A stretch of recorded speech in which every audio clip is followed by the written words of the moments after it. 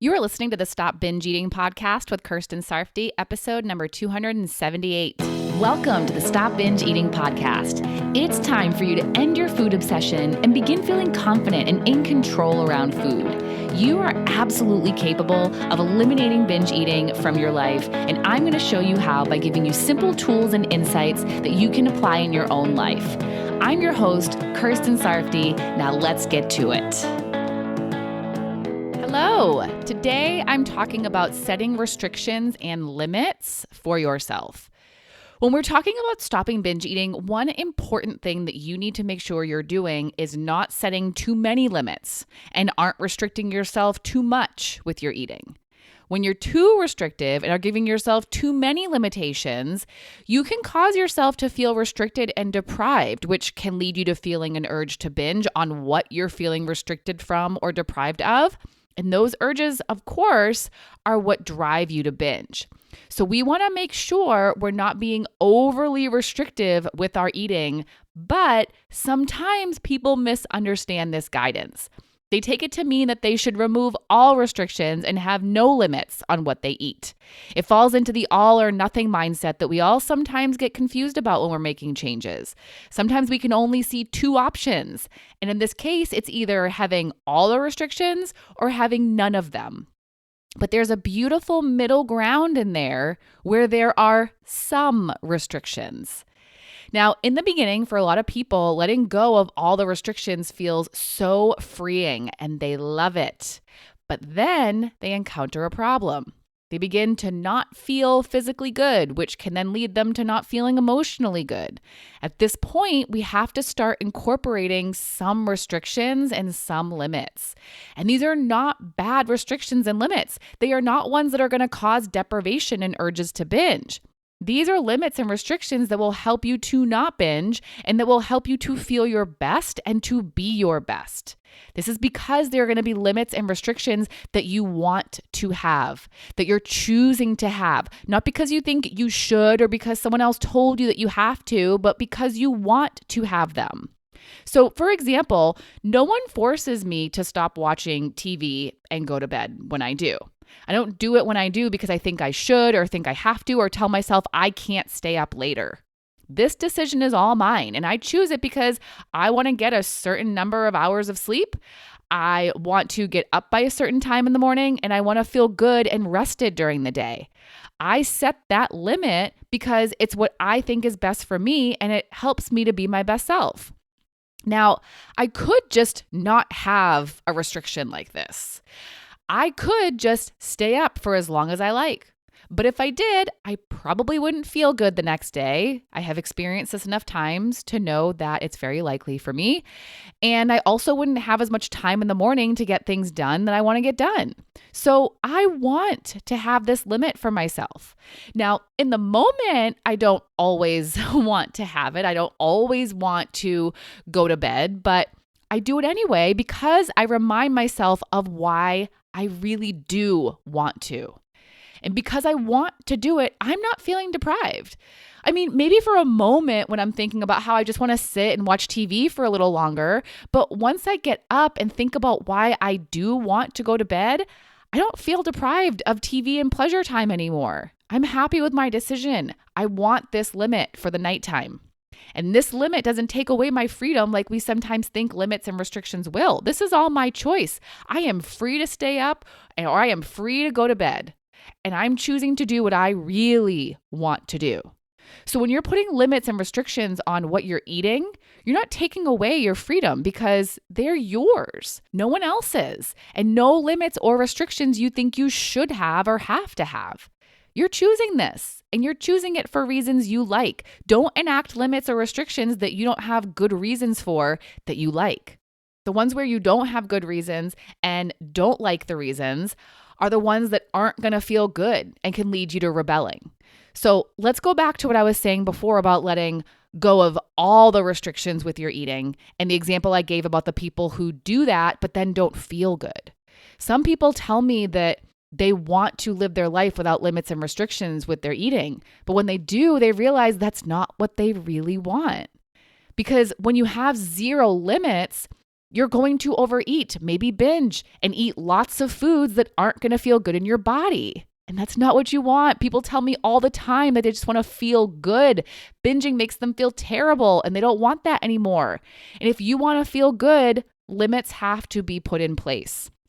And again, it's not going to be excessive and it's not going to be things that you don't really want to do.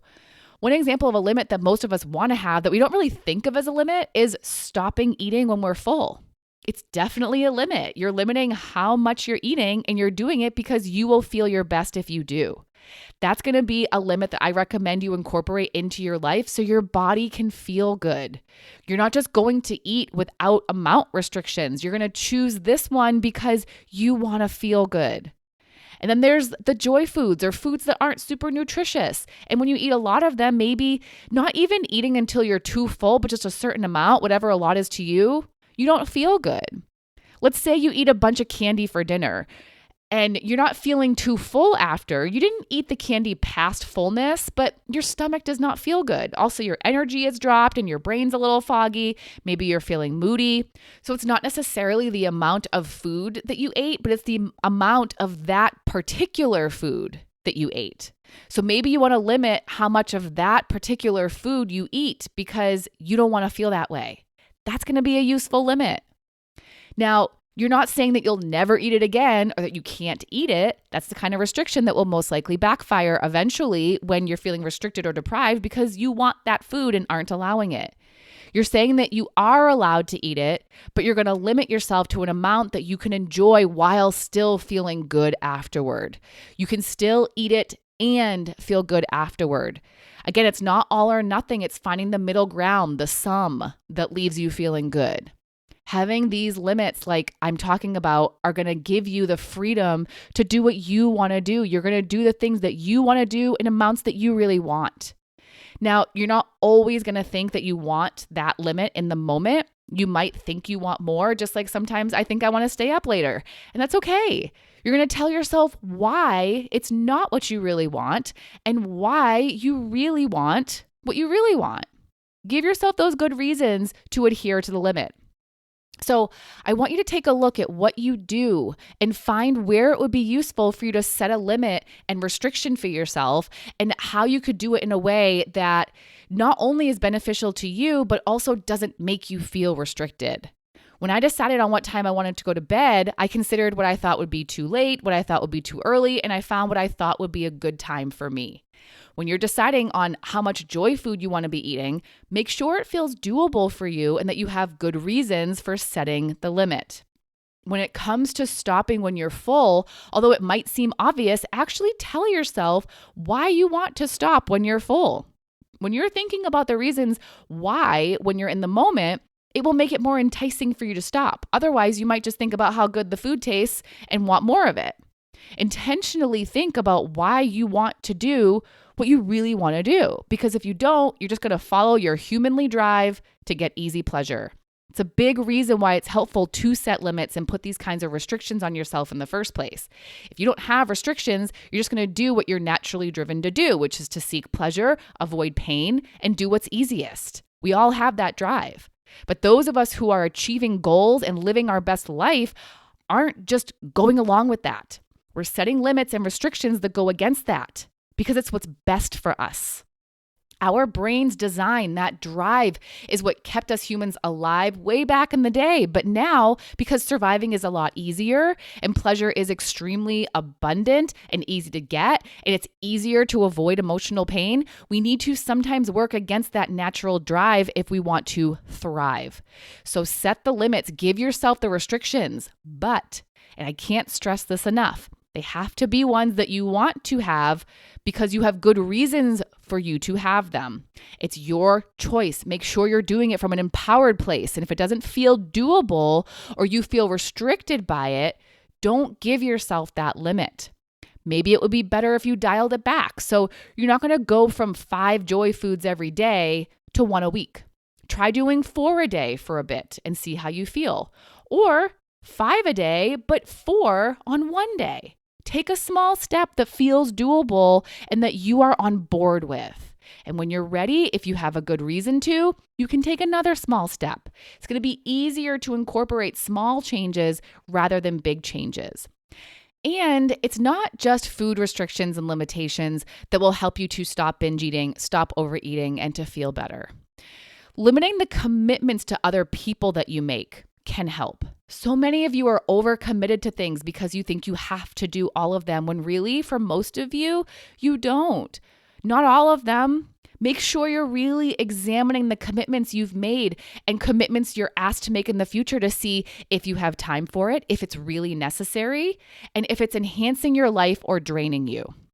Also, see if you can delegate as well. We don't have to do it all by ourselves. Use your community. Ask for help. And same goes for work for a lot of you. What's really urgent and what's not? Do you really need to get this done today, or can you complete your workday and do it another time? Unfortunately, too many of us are overworked. And because of this, one thing that can happen is not getting enough sleep, which is imperative for optimal cognitive function. And we're also not getting enough personal fulfillment, self-care, and true pleasure. Those are things we all need or have a desire for. And if you're not giving it to yourself, you're likely going to impulsively get it by eating food. The desire will build as you're not getting enough of it or any at all. And eventually that desire will turn urgent. It will turn into an urge and you'll feel driven to eat. Maybe eat a lot to try and get all the pleasure that you haven't been giving yourself.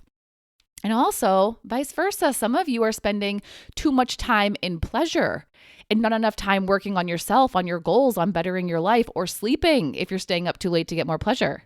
Limits to pleasure can be a good thing, especially if that pleasure involves eating for hours. So basically, when we put limits and restrictions on things, it can help us to create balance.